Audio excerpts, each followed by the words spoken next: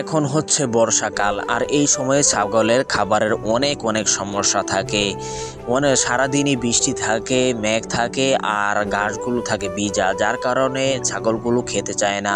তো আলহামদুলিল্লাহ আমি ভালো ছাগল পেয়েছি। তো এগুলোকে যদি যে ভিজা ঘাসের মধ্যে আয়না দেওয়া হয়, তারপরও তারা অনেক সুন্দর করে খায়।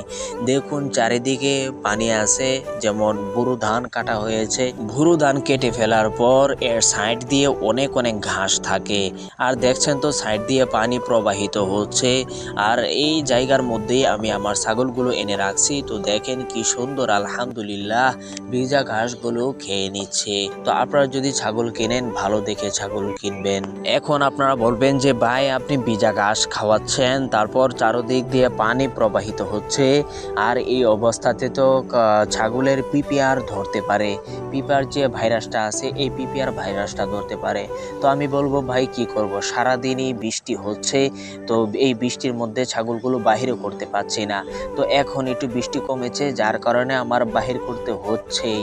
কারণ আমি এই বর্ষাকালে কি তাদেরকে খাবার দিব, আমি তো শুধু ঘাস দিয়ে তাদেরকে পালন করে থাকি। পরিশেষে একটি সাবস্ক্রাইব কামনা করছি।